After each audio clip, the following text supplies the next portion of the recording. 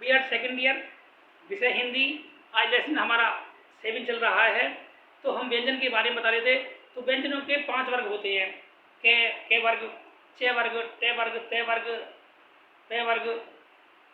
तो ये हर वर्ग में 5 अक्षर होते हैं। के वर्ग में के, खे, गे, घे, अड़े।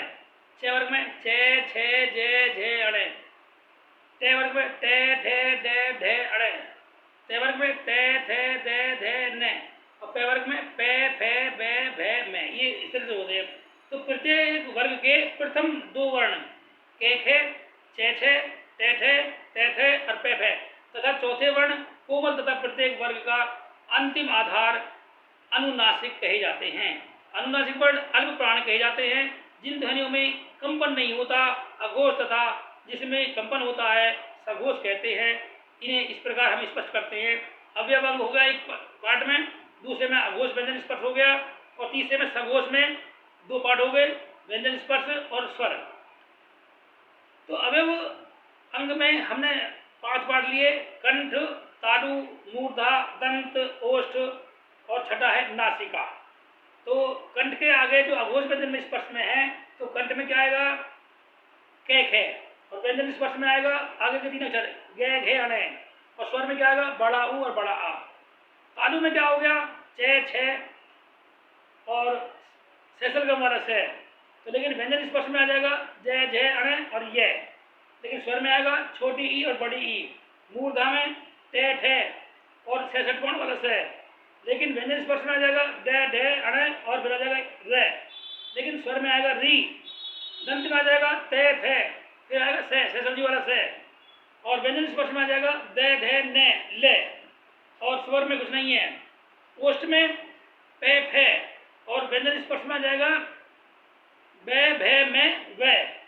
और स्वर में आएगा छोटा ऊ और बड़ा ऊ। नासिका में अघोष स्पर्श व्यंजन कुछ नहीं है। व्यंजन स्पर्श में है तीनों अणे, अणे, अणे, ने और फिर ने और भे। और स्वर में से कुछ नहीं है। तो अशुद्ध उच्चारण के कारण, भाषा में अशुद्ध उच्चारण के अनेक कारण होते हैं। यहाँ पर कुछ प्रमुख कारणों का उल्लेख किया गया है। भाषा के उच्चारण में स्थानीय व भौगोलिक प्रभाव होता है। हिंदी भाषी क्षेत्रों में उच्चारण में अधिक अंतर है, यहाँ तक कि समझना भी कठिन होता है। पहाड़ी क्षेत्र के लोगों का उच्चारण मैदानी क्षेत्र के उच्चारण से बिल्कुल ही भिन्न होता है। नंबर 2, यदि शिक्षक का उच्चारण शुद्ध नहीं है तब बालक भी उसका अनुकरण करते हैं और उच्चारण अशुद्ध होता है। नंबर 3, बालक की वाचन के दोष या उसकी असमर्थता भी अशुद्ध उच्चारण का कारण होती है। हकलाने के कारण शुद्ध उच्चारण नहीं कर पाते हैं। नंबर 4, बालकों की हीन भावना या ग्रंथियों के कारण भी उच्चारण करते हैं। कुछ शिक्षकों का व्यवहार छात्रों के प्रति कठोर होता है, जिससे अधिक भयभीत रहते हैं। भय के कारण बालक शब्दों का शुद्ध उच्चारण नहीं कर पाते हैं। प्रांतीय भाषाओं के प्रभाव के कारण भी उच्चारण अशुद्ध होता है। कुछ छात्र अधिक शर्मीले होते हैं, वे संकोचवश भी शब्दों का शुद्ध उच्चारण नहीं कर पाते हैं, इनके वाचन में अवरोध हो जाता है। नंबर 8, जब छात्र किसी विशेष शब्द के उच्चारण के प्रति सचेष्ट हो जाता है तब भी शुद्ध उच्चारण नहीं कर पाते हैं। पुस्तकों के मुद्रण में अशुद्धियाँ होती हैं, उनका छात्र अध्ययन करता है, इस कारण भी उच्चारण अशुद्ध हो जाता है। अज्ञानता के कारण उच्चारण दोष आ जाता है, इन्हें उच्चारण के सुनने का अवसर ही नहीं मिला जिसे उन्हें शुद्ध अनुकरण सकते हैं। हिंदी के कुछ शब्दों में अक्षर के अनुरूप ध्वनि नहीं होती है, शुद्ध उच्चारण में ध्वनि बदल जाती है।